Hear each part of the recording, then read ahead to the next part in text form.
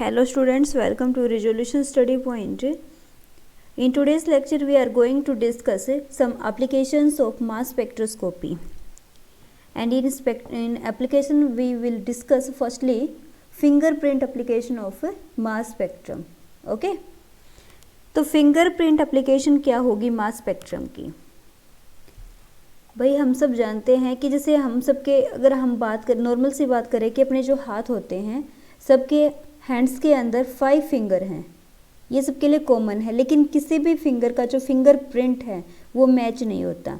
ठीक है, तो ऐसे ही कोई भी अगर आपके पास कंपाउंड है, कोई भी आपके पास कॉम्प्लेक्स है, किसी भी कॉम्प्लेक्स का जो फिंगरप्रिंट रीजन होगा वो कभी दूसरे वाले रीजन से मैच नहीं होगा। तो अगर हम किसी कॉम्प्लेक्स के फिंगरप्रिंट रीजन की इंफॉर्मेशन एक्वायर कर लेते हैं तो हम उसके स्ट्रक्चर को फाइंड आउट कर सकते हैं। ठीक है, तो फिंगरप्रिंट एप्लीकेशन क्या है? फिंगरप्रिंट एप्लीकेशन में हम किसी पर्टिकुलर कॉम्प्लेक्स के लिए, कंपाउंड के लिए वो वाली पीक देखते हैं जो किसी दूसरे के साथ मैच नहीं होती। हालांकि जो फिंगरप्रिंट के जितने भी पीक्स आएंगी फिंगरप्रिंट रीजन में वो सारी की सारी पिक्स लो इंटेंसिटी की होती हैं, वीक होती हैं, लो इंटेंसिटी की होती हैं, वीक इंटेंसिटी की होंगी, लो इंटेंसिटी की होंगी। ठीक है, लेकिन फिर भी हम इनको स्टडी करते हैं। क्यों स्टडी करते हैं? क्योंकि फिंगरप्रिंट किसी भी कंपाउंड के लिए उसकी कैरेक्टरिस्टिक देता है, उसकी खुद की प्रॉपर्टी होती है, वो कभी भी किसी दूसरे के साथ मैच नहीं होती है। इसी वजह से हम पढ़ेंगे fingerprint application of mass spectrum. Fingerprint application पढ़ने के लिए जो हम इलेक्ट्रॉन की जो एनर्जी की बम्बार्डमेंट करेंगे वो एनर्जी लगभग 40 to 80 इलेक्ट्रॉन वोल्ट के बीच में होनी चाहिए। So fingerprint applications are applicable only when an electron beam of 40 to 80 electron volt is usually employed to yield reproducible spectra. For this accelerating potential is above than the appearance potential of most fragments.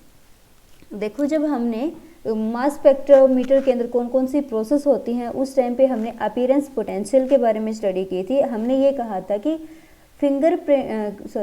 कोई भी मास spectra कब बनेगा? जब positive ions बनेंगे, क्योंकि cations के लिए ही हम मास स्पेक्ट्रा डिटरमाइन कर सकते हैं, नेगेटिव अनायंस के लिए हम नहीं करते हैं।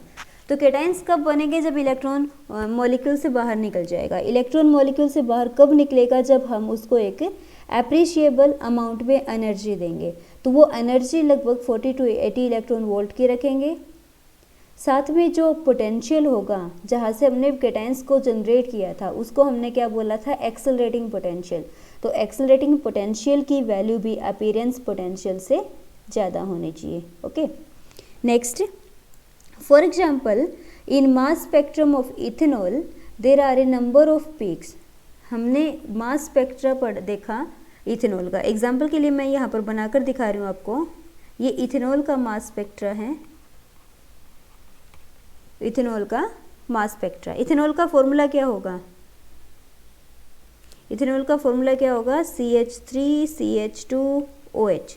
तो जब आप देखोगे कि जो इथेनॉल का मास स्पेक्ट्रा है, इस स्पेक्ट्रा के अंदर नंबर ऑफ पीक्स आपको मिलेंगी, नंबर ऑफ पीक्स यहाँ पर आपको मिलेंगी, जिसमें से कुछ पीक की इंटेंसिटी बहुत ज़्यादा होगी। जैसे कि देखो, एक पीक आपको मिलती है M/Z रेशो 30 के ऊपर। M/Z की वैल्यू कितनी है यहाँ पर? 30।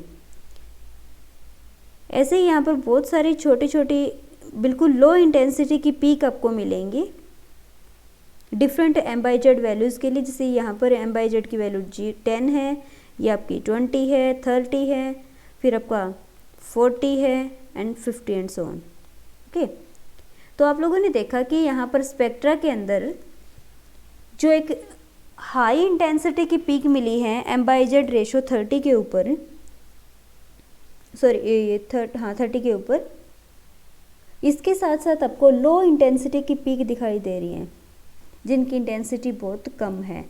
अब ये जो पीक्स होती हैं जिनकी इंटेंसिटी कम होती है, जैसे कि सपोज करो ये वाली हैं, ये वाली हैं, या फिर ये वाली जो पीक्स हैं, इन सब पीक्स को हम बोलते हैं फिंगरप्रिंट रीजन।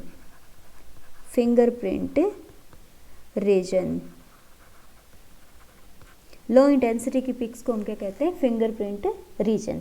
और ये फिंगरप्रिंट रीजन किसी एक पर्टिकुलर कंपाउंड के लिए डेफिनेट होगी इसकी वैल्यू चेंज नहीं होती है। और ये ही फिंगरप्रिंट वैल्यूज़ कंपाउंड का जो डिटेक्शन होता है उसमें हेल्प करती हैं। तो हमने ये पढ़ा कि हम मास स्पेक्ट्रम से फिंगरप्रिंट रीजन को स्टडी कर सकते हैं, और फिंगरप्रिंट रीजन को स्टडी करने के बाद हम किसी भी कंपाउंड की, किसी भी मॉलिक्यूल की, किसी भी कॉम्प्लेक्स की एग्जैक्ट स्ट्रक्चर को डिटरमाइन कर सकते हैं। Now counting the very weak intensity peak, A total of 30 peaks were observed in mass spectrum of ethanol. हमने क्या देखा, हमने जैसे स्पेक्ट्रम देखा, इसमें लार्ज इंटेंसिटी की पीक तो आपको एक दिखाई दे रही है जहाँ पर m/z की वैल्यू 30 है, ठीक है। लेकिन इसके साथ साथ आपको कुछ डिफरेंट पीक्स भी मिल रहे हैं। ये सब पीक्स लो इंटेंसिटी के हैं। तो जब हम जितनी भी पीक स्पेक्ट्रम के अंदर दिखाई देती हैं, चाहे वो लो इंटेंसिटी की हो चाहे हाई इंटेंसिटी की हो, टोटल को जब काउंट करते हैं तो इथेनॉल के लिए हमें स्पेक्ट्रम में 30 पीक्स मिलती हैं। 30 पीक्स में से जो पीक वेरी लो इंटेंसिटी की हैं उन पीक्स को हम क्या बोलेंगे, फिंगरप्रिंट रीजन। जनरली हम जब मास स्पेक्ट्रा स्टडी करते हैं तो फिंगरप्रिंट रीजन को छोड़ देते हैं। फिंगरप्रिंट रीजन का सिर्फ काम किस में होता है, एग्जैक्ट स्ट्रक्चर को डिटरमाइन करने के लिए।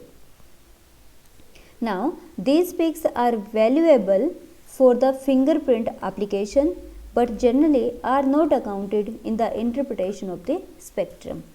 सिंपल सी बात है, जो ये लो इंटेंसिटी की पीक है, इन लो इंटेंसिटी की पीक को हम जब मास स्पेक्ट्रो को इंटरप्रेट करते हैं, इंटरप्रेट करने का मतलब क्या है कि जैसे हमें मास स्पेक्ट्रम दे दिया और हम आइडिया लगाते हैं कि ये मास स्पेक्ट्रम किस कंपाउंड का हो सकता है, तो उस टाइम पे जो हाई इंटेंसिटी की पीक होती हैं हम केवल उनको मानकर चलते हैं। जो लो इंटेंसिटी की पीक होती हैं हम उनको नेग्लेक्ट कर देते हैं। क्यों नेग्लेक्ट कर देते हैं? क्योंकि लो इंटेंसिटी पीक को हम इजीली रिजोल्व नहीं कर पाते और उनको हम समझ में नहीं पाते हैं, ठीक है। इस वजह से हम उनको क्या कर देंगे, नेग्लेक्ट कर देते हैं। तो ये एप्लीकेशन थी कि हम फिंगरप्रिंट रीजन को कैसे स्टडी कर सकते हैं with the help of mass spectrum. ये आपकी फर्स्ट एप्लीकेशन रहेगी मास स्पेक्ट्रम की, ओके।